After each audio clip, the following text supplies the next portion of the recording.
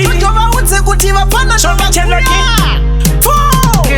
Iwe Nisha ukangobvuma chete kuita partner yangu, ndokupa zvese, ndobva ndakupa moyo wangu, ndobvisa mombe, ndobva ndakupa foni yangu, kadhi rekubhengi nepassword yangu. Shati wakati una partner, uchiri single hausati wane partner, kana neniwo handisati ndane partner, zvanga zvakaipei ukaita yangu partner.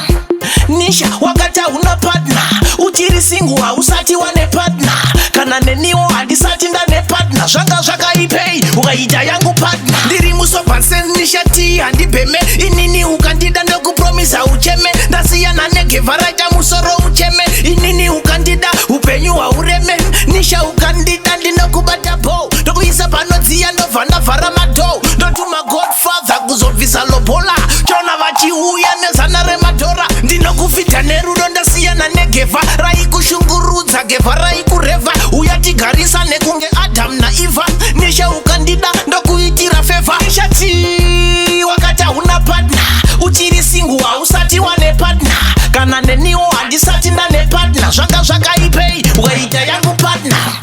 Nisha wakati una partner, uchiri single hausati wane partner, kana neniwo handisati ndane partner, zvanga zvakaipei ukaita yangu partner. Ini ndinokupa Nishati zvaunoda, madzibaba anodya poko, inini ndinogerwa zuda. Nisha ukandiramba BP inoshuta, Nisha ukandida wapinda mumaguta. Nisha ukangobvuma chete kuita partner yangu, ndokupa zvese, ndobva ndakupa moyo wangu, ndobvisa mombe, ndobva ndakupa foni yangu, kadhi rekubhengi nepassword yangu. Ndiri musober sense Nishati handibheme, inini ukandida ndokupromisa ucheme, ndasiyana negevha raita musoro uteme, kana uneni Nisha upenyu haureme. Nishati wakati una partner, uchiri single hausati wane partner, kana neniwo handisati ndane partner, zvanga zvakaipei ukaita yangu partner.